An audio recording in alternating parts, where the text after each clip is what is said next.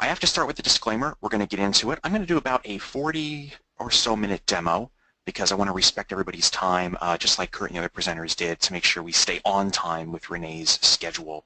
So Renee, thanks again for inviting me in. I really appreciate it, and let's go ahead and kick off. So folks, welcome to Financial. Nothing in this presentation shall constitute a recommendation to buy or sell any security. Trading stocks and options involves risk, and specific financial issues should always be addressed with a financial advisor. I am not a financial advisor, and I don't play one on TV or on the internet. So as we go through today and I say, hey, you could do this or you could do that, it's from an educational perspective, and it will always be from a paper trading perspective, because I can't tell you to trade real money, okay? So let's go ahead and kick off. Now this is going to be pretty interactive. It's going to be live. Might even ask you guys some questions if you want to have some fun. You can feel free to answer. Why do most traders lose? You know, I've been in this boat, and no one always wins all the time. You know, you're going to have losers along the way. But the key is we want to keep those losers, you know, to a minimum and hopefully ride the winners, right? Pretty much everybody likes that idea. But as I learned trading and you keep going on, sometimes, you know, you can spend the entire weekend, right, and try to research everything. And you could use fundamental analysis. You could use technical analysis. You could use macroeconomic analysis. Even sentiment. You know, we can look at put-call ratios. We can look at the VIX. We can look at different things like that. But is there something we're missing as traders? And there's one key component that I believe gives us a tremendous edge as traders. And the one thing that a lot of traders forget about, or even think that it's a little bit of hocus pocus, you know, it's called seasonal analysis. And you might say, well, you know, what is seasonal analysis? Well, I'm going to get into that in a moment. A good way for me to tell you about it is this. Just imagine for a second, you're going to look at two stocks. Like I just said, you spent the weekend. The whole weekend when you could have been with your family, you could have been with friends, you could have gone fishing, golfing, whatever you might like to do, and you've checked out the fundamentals. Maybe you even have subscriptions, right? You've done a technical analysis, and there's some fantastic technical folks in our industry. I love technical analysis. You've even gone to the next earnings report. You might even have dug in, seen what the expected report might be. You might have subscriptions. All this, you do all this, and you're still wrong. And how can that be? How can that be that we would still be wrong? Well, here's a big important key. Stock A, again, you're looking at your two stocks, right? What if I told you stock A had a history of rising by an average of 18% over the next 8 weeks in 28 out of 32 years, meaning the entire time this stock has been public, it's gone up 28 out of 32 years, specifically over the next 8 weeks, by 18%. You almost have to read that twice to let it sink in. Folks, that's an 87% probability the stock's going to go up by average of 18% in the next 8 weeks. And the other stock you were looking at, that stock had a history of falling by an average of 5% over the next 8 weeks in 20 out of its 22 years that it was publicly traded. You might say, well, like that's crazy. How could this be? And it's big money. The big money out there will go in. They will buy a stock at the same time every year. You may have heard it called sector rotation. Maybe you did hear it called seasonality. Maybe it's repetitive pattern analysis, which sometimes when I actually do a presentation like this, that's what I'll call it, because sometimes folks get jaded by seasonality. They're like, there is no way a stock is going to go up at the same time every year. That's just crazy. I'm like, you know what? When I first heard about seasonality, I thought the same thing. I thought that's just pure craziness. It can't possibly be true, but it is true. It's just the data. There's nothing proprietary about that data. It's all the data available in the stock market. We've associated a value with it. So if I walked up to you and I back up one more time and I say, hey, you know those two stocks you spent all weekend researching? And you said, I just don't know which one to pick. Maybe they were oil stocks. Maybe it was Conoco versus Hess. Maybe they were retail stocks like Macy's versus Skechers. And I then present you with this information. Would that change the way you trade? Would it potentially impact which stock you might select? And the answer is it sure would for me. This is the one critical piece of information that most traders don't know anything about. So what I want to do now is actually give you a real on-the-spot live demo. If you go to financial.com, now don't do it right now because we're in the webinar. You guys can do it later. And just so you know, if you're wondering what's coming at the end, I'm going to give you a link just so you know. It's for a free trial. No credit card required. There's nothing to buy. I want you to go play around with it and let it blow your mind. So we're going to give you that link in a little bit. So here's what we do. If you end up at financial.com, it's going to look a little similar to Google. What we're going to do is we're just going to type in a stock we might want to trade. And let's say that stock is Disney. And we then get taken on the inside of Financial. And one of the most powerful things at Financial is you can actually type in your stock, like Disney, and then click on seasonality, which is where we're going to begin. And this has been the biggest hit of the entire site. And hopefully with a live webinar, there's not going to be much of a delay. That's always a risk. But Disney's going to populate. Now, if you're at the site itself, it's going to be a whole lot faster. But with us doing a live screen share, it might be a delay. There we go. And here comes Disney.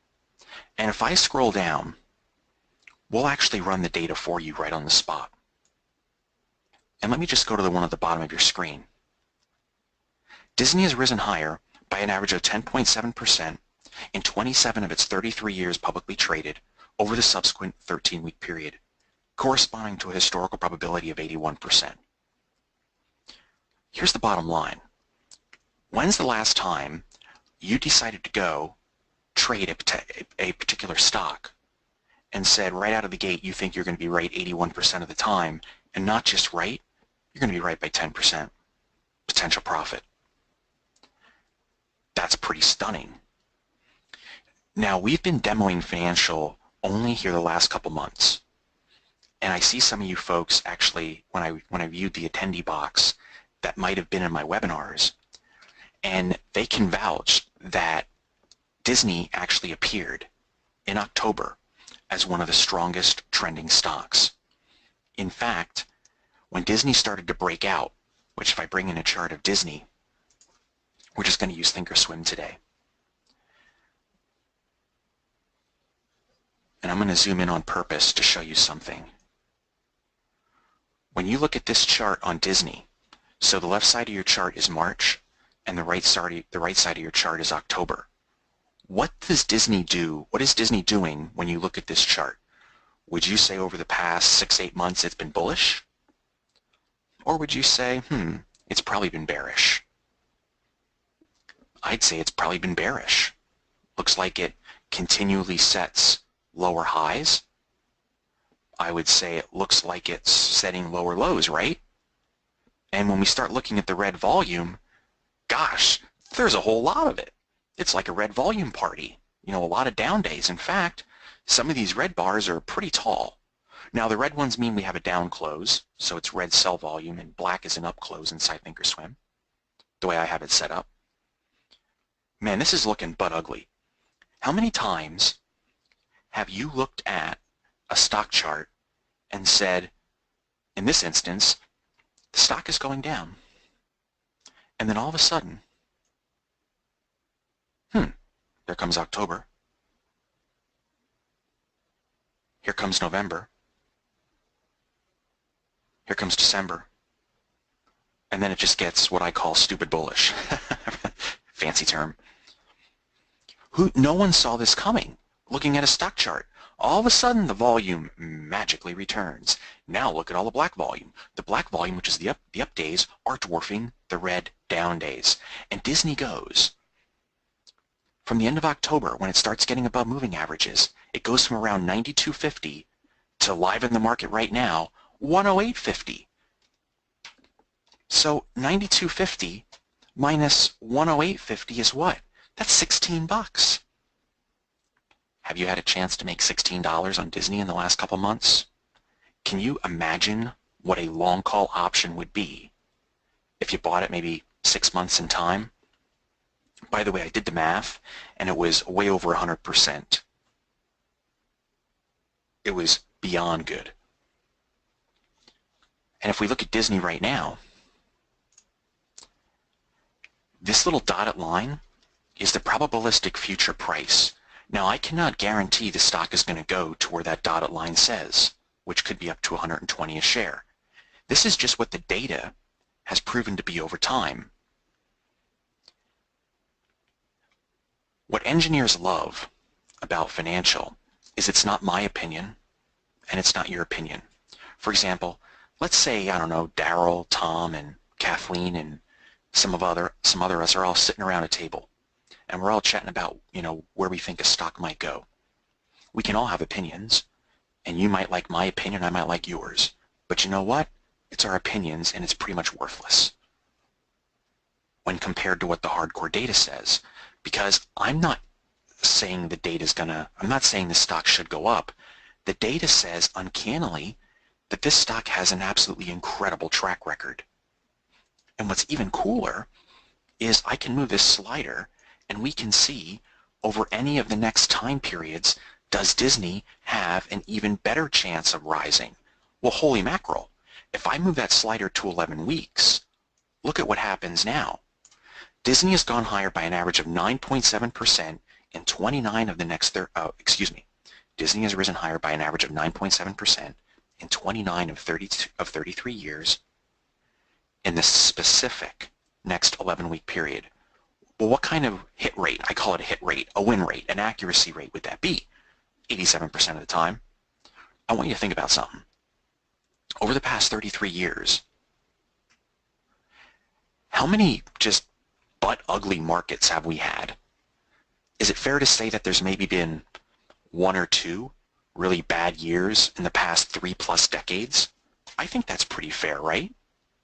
Could you imagine if we say, hey, as long as the market is not falling apart, would that number be maybe 31 out of 33 years? Maybe. All of a sudden, 87 becomes 93%.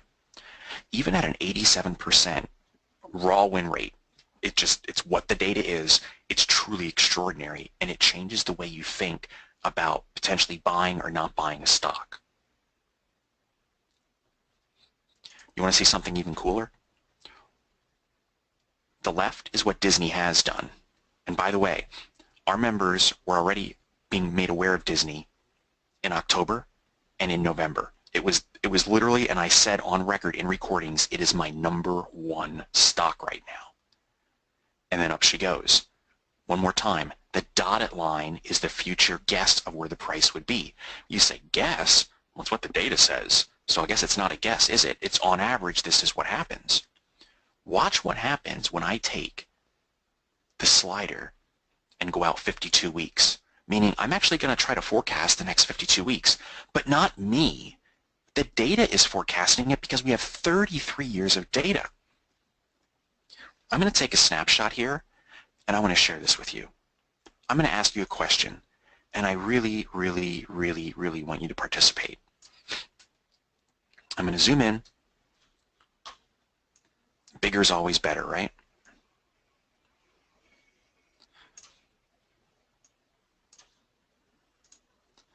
Can someone tell me on this chart when the best time to own Disney is and when the worst time to now own Disney is? You see the scale at the bottom? Does someone want to take a shot at it? Do you see how easy this is? And this just isn't over the last decade. It's not me or our software just picking the last 10 years when even a blind squirrel can find a nut once in a while and pick a winner, right? But it's taking all the data. Can you now see that? You can say to yourself, holy cow, it looks like what? Even if I just use where we're at today, here in early January, it looks like between now and June, this thing goes up. And then it goes up again in October. Yeah, that's just what we said was going to happen over here. And that's not we or me. That's the data saying it. It's completely unemotional. Can you see where the bad time to own Disney is? So guess what? The institutions, they buy in October, they sell in June. That's when the kids are in school. Once the kids get out of school, they sell Disney. You may hear it again called sector rotation, right? So think about this. The next time you're at maybe a friendly little gathering of some folks that you know you're friendly with, and you say to them, hey, I just want to ask you a question. I'm just curious. If I asked you, when do you think a good time to buy Disney might be? What do you think they might say? I mean, if they are maybe, even if they're seasoned, they might say, maybe when the summer, when the kids are all going and families are all going to Disney, when Disney's an absolute nut house. That's actually when the smart guys are selling. The smart guys are selling when everybody's at Disney and they're buying over here. You now have an ability to see historically when massive funds are buying and selling. And I say the massive funds because something that actually Kurt referenced before I came on, and he talked about, hey, even if we all bought so many shares today, it's really hard to move the market. I couldn't agree more.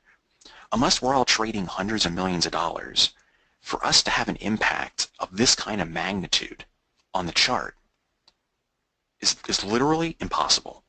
This is big money. This is, you know, hedge fund Jane, hedge fund John going out there and buying tons and tons of shares. And why these go for such long periods, you know? The big funds can't come in today and say, I'm going to go buy $100 million of Disney in one fell swoop. They're going to move the price, potentially. Or if they want to go buy $500 million of a stock, as an example.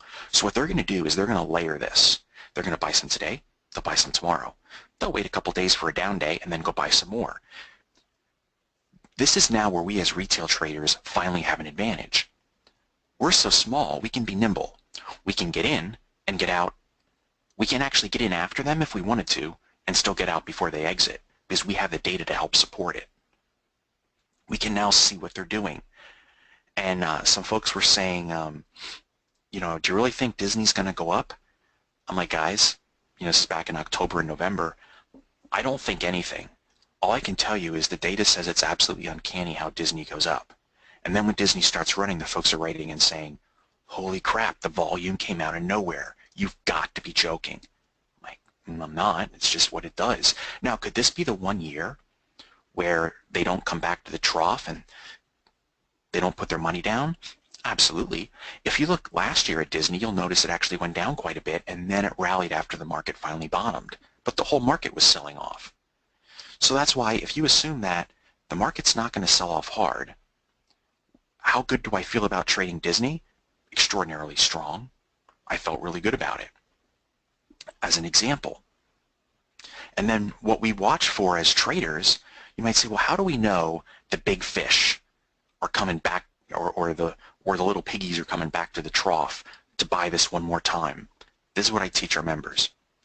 All you're going to do is look for volume, and you're going to look for it to break above moving averages. Now, I don't want to get super granular here and bore you with details, but if you're wondering what all these lines are, the orange line is the 50-day simple moving average. That is an institutional moving average. And Disney was really trading a lot below it. So once it starts getting above something like the orange line or above the purple line, which is the 200-day SMA, another institutional moving average, when we start seeing volume come in and we get above institutional moving averages, for me as a trader, it's sort of giving me the green light. And you know what else is the green light? Oh, there we go. There's the volume. And then up Disney goes. So we could have actually not got in before earnings, wait for earnings to occur, and then jump on board. Here's another question I'd like to ask you about Disney. Now, Disney had earnings in the beginning of November. So that means they're going to have earnings when? Let's go look. I'm going to go to the CBOE. I'm going to type in Disney. And I'm going to see they're going to have earnings on Valentine's Day. So hopefully Mickey's going to get Minnie something nice. So February is going to be right in here. I'm going to change the color of that to blue. So right in here is going to be earnings.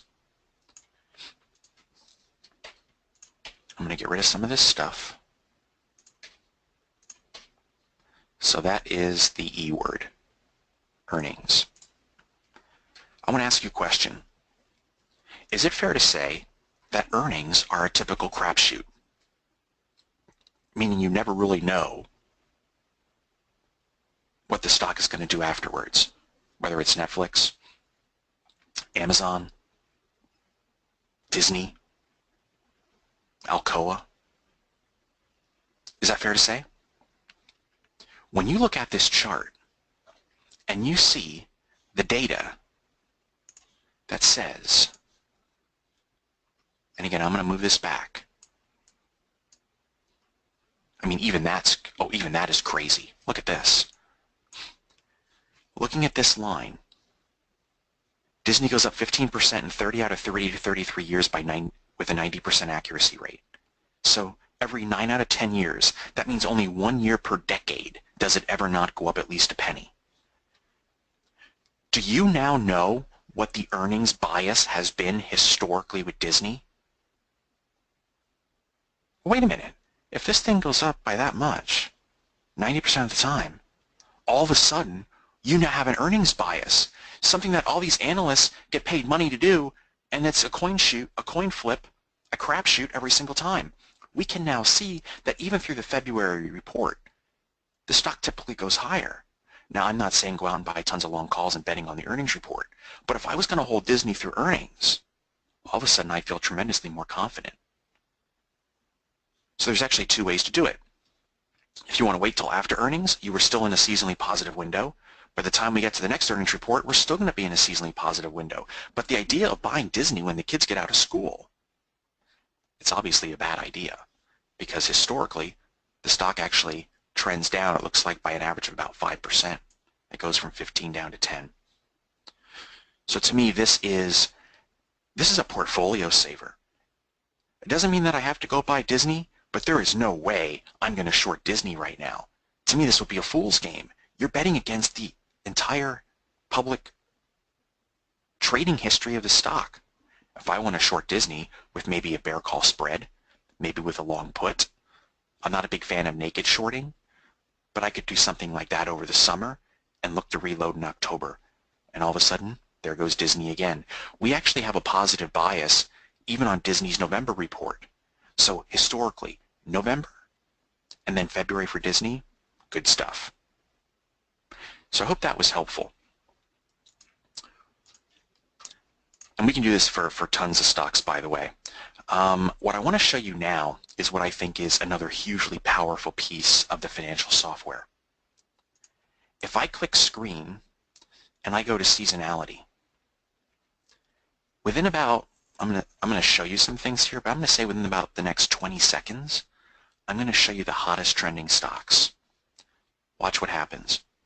I'm going to look for stocks that are going to go up by at least 5% or more over how many weeks? Let's say I want to look out 12 weeks, the next 3 months. So January, February, March, towards tax day. And I want an accuracy of what?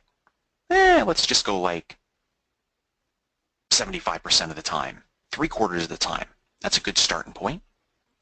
And then I can click Advanced Filtering. I'm going to exclude stocks under 10.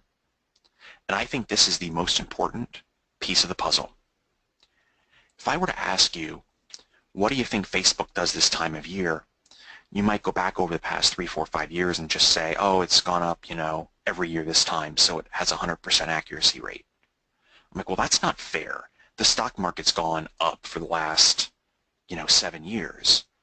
So, the rising tide lifts all boats scenario.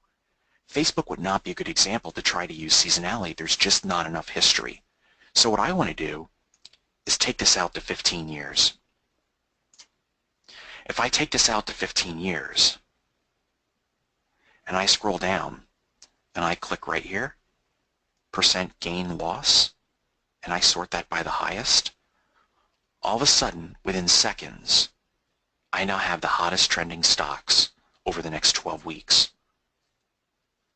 Priceline, Skechers, Valero, Applied Materials, Take-Two. That might be Ruger.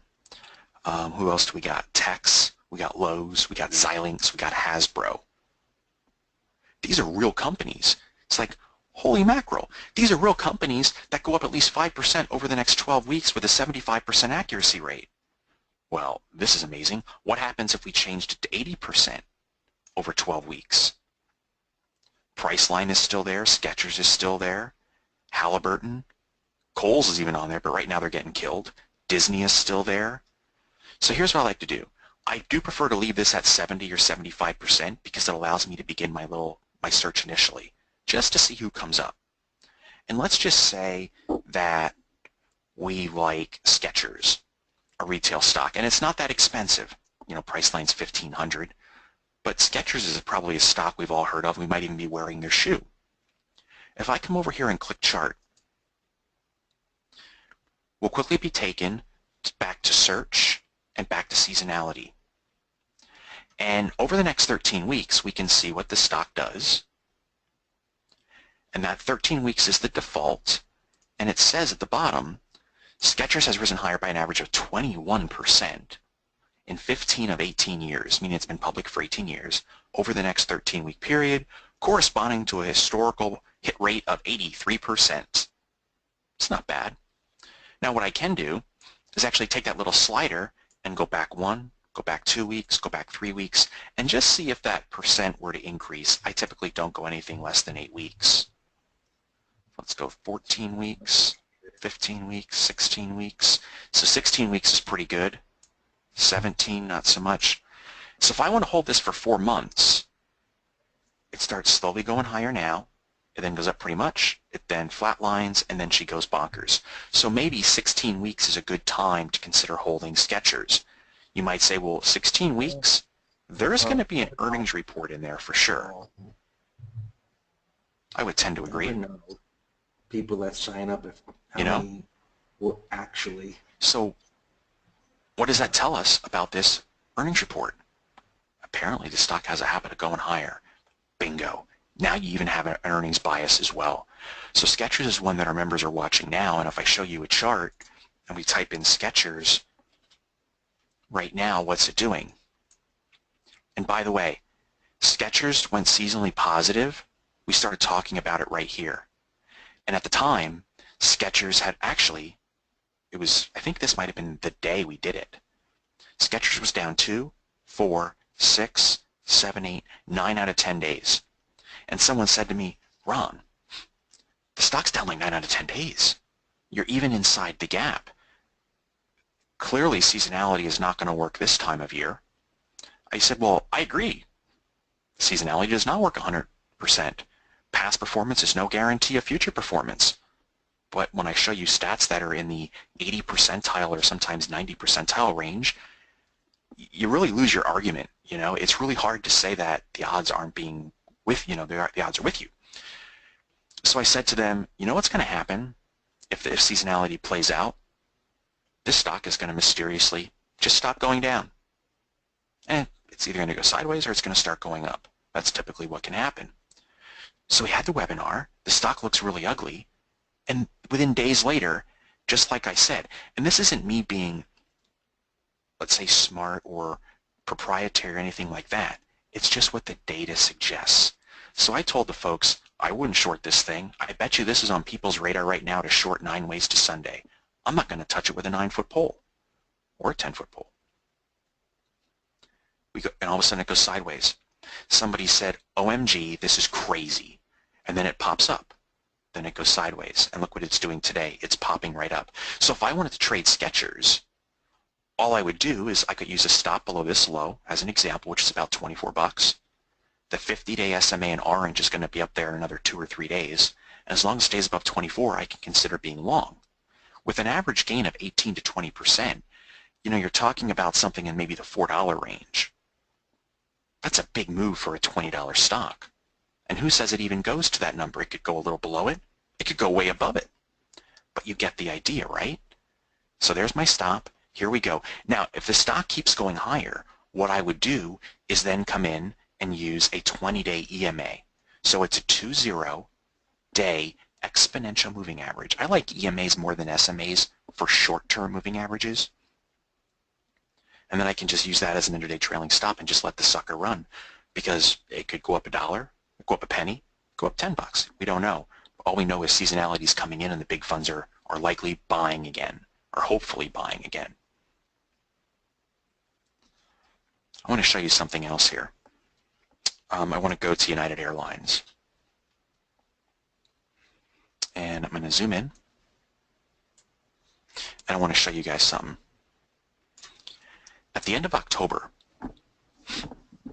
we did this scan, and what I did is I went to screen, I went to seasonality, and let me just click something here because it's going to have everything preset. So I did one of these screens, and by the way, we can save our settings. I did a screen, you know, I scrolled down, and I was reading stocks out loud just like I am now. And we started seeing, you know, different stocks. But what we saw was United Airlines, Delta Airlines, American Airlines. And I stopped. And I said, gang, we've only gone through like 25 stocks, and we already see 3 airlines. That's already telling us that the airlines are going, as a group, apparently seasonally positive right now. So I brought in a chart, just like I have with you now, towards the end of October, and I said, you know, we've gotten through earnings, the stocks are on slow uptrends, and then someone asked, well, you know, maybe the airlines have already moved. I'm like, listen, I get it, but the data's the data. The data was showing really high accuracy rates and really nice gains. So here's where we sat, right at the beginning of November. And then I fast forward into the middle of December, and these things go from being in a nice little uptrend to going bonkers. They actually started running ahead of the election, and then after the election went up. And then someone said, well, that was because of the election. That's why this all works. I'm like, wait, the airline's been public a long time. Disney's been public 30 plus years. So over the past 30 years, we've had multiple elections. We've had multiple world crises. We've had multiple Fed problems. There's always a reason. But what I can't dispute is what the data said. And the data said these guys, even though they were in an uptrend, were about to get really nicely bullish. And there we go. So what I was doing is saying, hey, if we went in on November 1st and we bought a call on United, and let's just say we held that, and I'm not even going to use the best price, okay? I'm going to use a price that isn't even the best. Let's say we got out on the 13th of December. So let's go from November 1st to the 13th. Clearly not the high, right? We're going to use think back. Watch what happens. Here's UAL, and we're going to go to November 1st, and this is what I like to do. Just because a stock is going to be seasonally positive for 3 or 4 months, I can get out in a couple weeks if I really want to, but I want to ride this pony as long as I can. So if I'm looking at, let's say, 12 weeks of time of potentially holding the stock through its positive seasonal period, I'm going to add another month. I just want to try to avoid the rapid increase of time decay when an option gets inside its final 30 days. So if I'm at November 1st and I want to hold this 3 months, that's 90 days, which is 12 weeks, and then I'm adding a month. So I'm looking for something in the neighborhood of 120 days. That's all. Take the time frame you want to hold and add a month. Well, that's going to put me at March on November 1st. So if I just come in here and I pick up an option that's right near where the stock is trading, United was at 56. I'll buy something, let's say, at 57.50. And I'm going to pay $4.35 a share for that 57.50 long call in March. Watch what happens when I go to December 13th. It's now worth $15.80. You're basically looking at $1,105 of potential profit in a one contract trade. So that $435 investment became $1,580. Probably a little better if you split the bid-ask spread. And remember how I told you I like to use the 20-day EMA as a trailing stop? We went below the 20-day today. So even if I would have held from November 1st to today,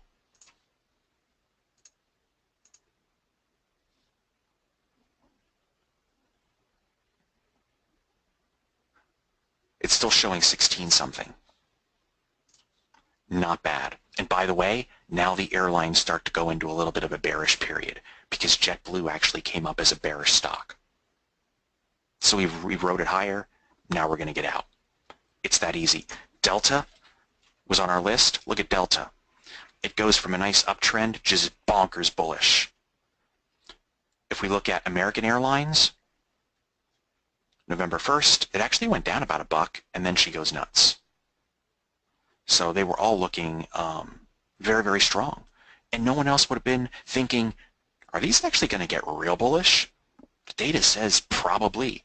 Disney, stock going down, down, down, down, down. Magically, it puts in a bottom, and then it starts going up on big volume. But we knew that ahead of time. All we needed to see was show me some volume coming in that the big boys are back. And then boom, she goes. So pretty crazy. It's absolutely astonishing. And I think what this does is just imagine, and by the way, there's nothing to buy today. So I'm selling you a free trial without a credit card, so we could never charge you if we even wanted to. But think about this. If this saved you from just one bad decision, when you said, hey, I was thinking about going long stock A or stock B, and stock B actually goes down this time of year, how valuable would that be to you? I'd say priceless. It's absolutely extraordinary. So we're going to be doing this. This software runs in the background. You can come in any day. You just keep doing it. You keep looking out. I mean, you can go out 8 weeks and see what goes up over the next 8 weeks. Now, your percent gain is going to go down because you've reduced the amount of time you're allowing the stock to go up. And if I change this to 70% accuracy, we're going to see some other stocks. You know, Applied Materials, Ross Stores. You know, Ross Stores is a good example because if I bring up a chart of Ross Stores, just for instance, oh, what do you know? An update. Ross Stores was doing this, and in a recent webinar with our members, I said, hey, I don't want to touch Ross Stores until it closes back above moving averages, and we at least get some decent volume, which decent means average. Today might be the day. If Ross Stores finishes near its high, it's going to go on a buy signal, technically. And then folks are going to say, well, it was going down. Why did it go up? If we start seeing volume come in here, the big boys are back at the feeding trough, the big players.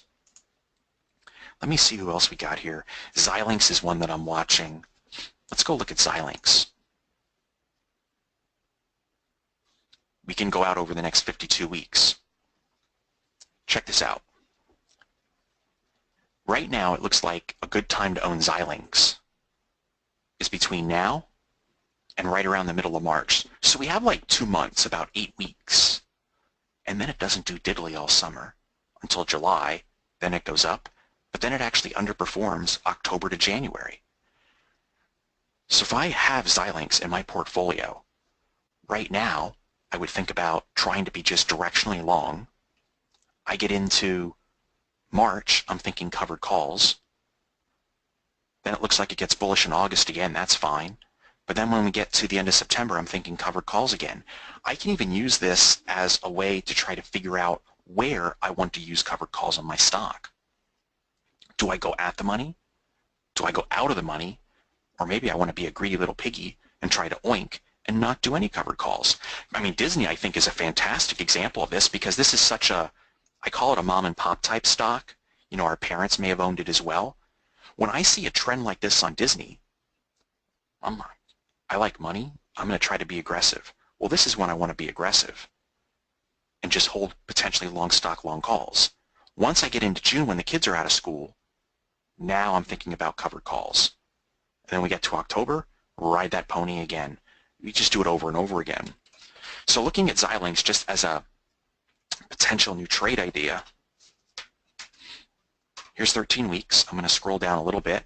We're going to see that over 13 weeks, it still has a 74% accuracy rate. But what happens if I start pulling this back? Can I get any better data? Oh, 81%, 77%. And I stop at 8 weeks. So it looks like 10 weeks is the sweet spot. So over the next 10 weeks, Xilinx goes up about 13% in 22 of its 27 years of being publicly traded, which corresponds to a historical probability of 81%. So my rhetorical question is, when's the last time you walked into a trade idea with an 81% probability of a win rate? I would say not too often. And all we're doing is using the stock's own data. That's it. Nothing that I'm doing special. Zero. All right. So I think I've hit this one pretty good. Search, you can type your own stocks in and see what they're doing. You can also screen for new ideas. We can also screen for stocks that go down this time of year, but there's going to be a lot, a lot of triples in here. So you have to be careful because the triples can go to zero, and they do go to zero over time. But what they end up doing is they do reverse stock splits. So just because an inverse ETF is here, the only thing I would consider is maybe a double, or just avoid them all and just look for individual stocks. But we had a stock here the other day. Was it Restoration Hardware or something? Goes down this time of year. It's really, really interesting. But traditionally, there's going to be a bullish bias because the stock market goes up over time. All right. The next thing I want to show you is our stock score. And if I were to type in Apple, for example, oops, let's try that again. Oh, I hit the stock score. That's what I did. Okay, I was like, wait a minute. I did type in Apple. So stock score will load up here.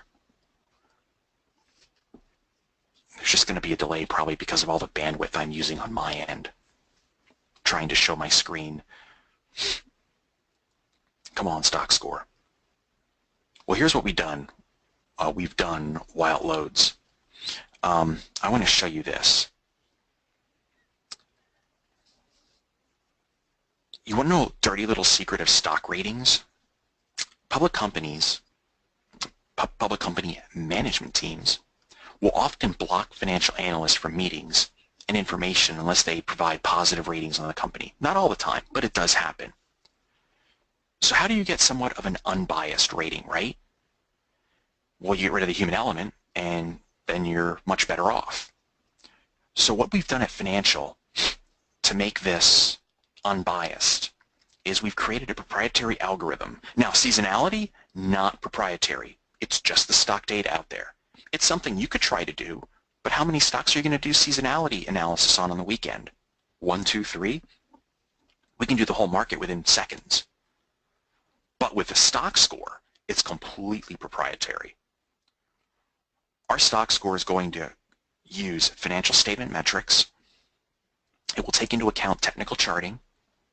It will even do seasonality trends and also use sentiment indicators. So you can go to the S&P, you can go to the Dow, you can actually get ratings on the index itself. You can also get individual stocks. So let me show you what it looks like. Get out of there. There we go. So if I go to stock score and type in Apple, I'm going to see a stock score of 62. Now, let me just compare the two for you. Seasonality, short-term trading, relatively a couple weeks at a time, whereas stock score could be months at a time. And the stock score itself goes from 100 down to 1. 100 doesn't mean it needs to be 100 to be a buy, and if it was at 1, it doesn't need to be a 1 to be a sell. The stock score is also used upon the stock itself because it's going to have its own range. Some stocks may never get above 70 on the stock score. Doesn't mean they're not a buy. But we actually have a formula that will track the stock score, measure it upon itself, and tell you if it gets too far extended to the downside, meaning it's actually on a sell, but we're almost ready to go on a buy. So it can be actually contrarian too, which is really cool. So let me just show you something. Instead of paying attention per se to, the stock score number itself, just go to the histogram. That way it's very visible. Now you might think red means short, green means long. I want to keep it even more simple than that. Red means stay away. Green means go long in a paper trading portfolio. So what I'm going to do with you right now on Apple is just do some approximates, and we're going to do it on paper, okay? We're going to have some fun. So let's just say back in July, we're going to do about 6 months worth of time, Apple goes on a buy right around 96, and then it goes get out right around 98. Okay, let's just say, this is just approximate. We're up like $2, right? So we stay out. That was Brexit. and then I think it was, no, it was in July. Sorry, it was in July. And then up we go. So we go green here, which is around 102, and it stays green till about here, which is 107. So maybe now we're up about 5. We do get a whipsaw where you're out, you're in, but then you're out the next day. That was essentially a wash. But then we're back in over here. And let's just say we're in, let's actually use the high one. We're going to use 111, 112. We're in at 1012, and we're out around no we're not. We're out around here, 112 to 115. Again, we're up 3. We stay out, so you're not worried about any downdraft, and then you're back in over here. So we're in around 110, and now the stock is at 119. So we're up 9 if we use today's number. So if I add all that up, plus 2 plus 5, plus 3 plus 9, that's 7, 10, that's 19 potential points.